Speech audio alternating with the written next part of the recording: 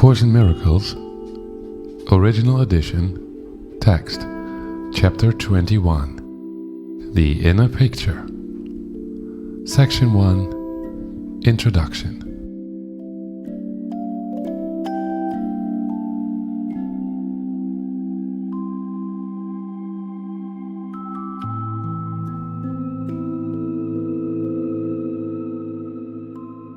Projection makes perception. The world you see is what you gave it, nothing more than that. But though it is no more than that, it is not less. Therefore, to you it is important. It is the witness to your state of mind, the outside picture of an inward condition. As a man thinketh, so does he perceive. Therefore, seek not to change the world, but will to change your mind about the world. Perception is a result, not a cause. And that is why order of difficulty in miracles is meaningless. Everything looked upon with vision is healed and holy. Nothing perceived without it means anything. And where there is no meaning, there is chaos. Damnation is your judgment on yourself, and this you will project upon the world. See it as damned, and all you see is what you did to hurt the Son of God. If you behold disaster and catastrophe, you tried to crucify him. If you see holiness and hope, you joined the will of God to set him free.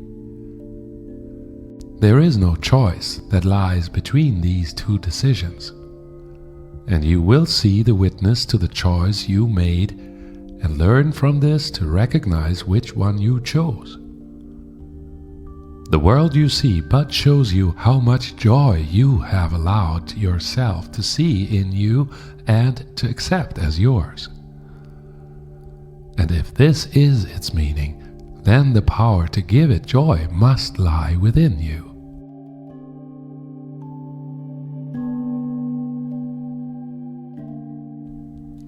Section 2. The Imagined World. Never forget the world the sightless so-called see must be imagined, for what it really looks like is unknown to them. They must infer what could be seen from evidence forever indirect, and reconstruct their inferences as they stumble and fall because of what they did not recognize, or walk unharmed through open doorways which they thought were closed. And so it is with you. You do not see. Your cues for inference are wrong, and so you stumble and fall down upon the stones you did not recognize, but fail to be aware you can go through the doors you thought were closed, but which stand open before unseeing eyes, waiting to welcome you. How foolish it is to attempt to judge what could be seen instead. It is not necessary to imagine what the world must look like. It must be seen before you recognize it for what it is. You can be shown which doors are open, and you can see where safety lies, and which way leads to darkness, which to light.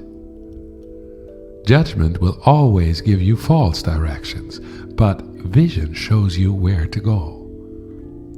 Why should you guess? There is no need to learn through pain, and gentle lessons are acquired joyously and are remembered gladly. What gives you happiness you want to learn and not forget. It is not this you would deny. Your question is whether the means by which this course is learned will bring to you the joy it promises. If you believed it would, the learning of it would be no problem. You are not happy learners yet because you still remain uncertain that vision gives you more than judgment does, and you have learned that both you cannot have. The blind become accustomed to their world by their adjustments to it. They think they know their way about in it. They learned it not through joyous lessons, but through the stern necessity of limits they believed they could not overcome. And still believing this, they hold those lessons dear and cling to them because they cannot see. They do not understand the lessons keep them blind. This they do not believe, and so they keep the world they learned to so-called see in their imagination, believing that their choice is that or nothing. They hate the world they learned through pain, and everything they think is in it serves to remind them that they are incomplete and bitterly deprived. Thus they define their life and where they live, adjusting to it as they think they must, afraid to lose the little that they have. And so it is with all who see the body as all they have and all their brothers have. They try to reach each other, and they fail and fail again. And they adjust to loneliness, believing that to keep the body is to save the little that they have. Listen, and try to think if you remember what we will speak of now. Listen. Perhaps you catch a hint of an ancient state not quite forgotten, dim perhaps, and yet not altogether unfamiliar, like a song whose name is long forgotten, and the circumstances in which you heard completely unremembered. Not the whole song has stayed with you, but just a little wisp of melody, attached not to a person or a place or anything particular. But you remember from just this little part how lovely was the song, how wonderful the setting where you heard it, and how you loved those who were there and listened with you. The notes are nothing, yet you have kept them with you, not for themselves, but as a soft reminder of what would make you weep if you remembered how dear it was to you. You could remember, yet you are afraid, believing you would lose the world you learned since then. And yet you know that nothing in the world you learned is half so dear as this. Listen, and see if you remember an ancient song you knew so long ago and held more dear than any melody you taught yourself to cherish since.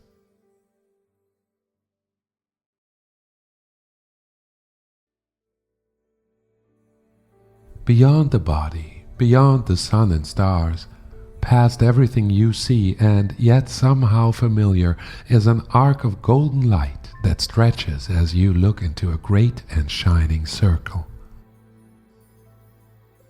And all the circle fills with light before your eyes.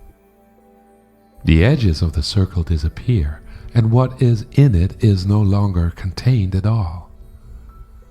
The light expands and covers everything, extending to infinity, forever shining and with no break or limit anywhere. Within it, everything is joined in perfect continuity. Nor is it possible to imagine that anything could be outside, for there is nowhere that this light is not. This is the vision of the Son of God, whom you know well. Here is the sight of him who knows his Father. Here is the memory of what you are, a part of this, with all of it within, and joined to all as surely as all is joined in you. Accept the vision which can show you this and not the body. You know the ancient song and know it well. Nothing will ever be as dear to you as is this ancient hymn of love the Son of God sings to his Father still. And now the blind can see, for that same song they sing in honor of their Creator gives praise to them as well. The blindness which they made will not withstand the memory of this song. And they will look upon the vision of the Son of God, remembering who He is they sing of. What is a miracle but this remembering? And who is there in whom this memory lies not? The light in one awakens it in all. And when you see it in each other, you are remembering for everyone.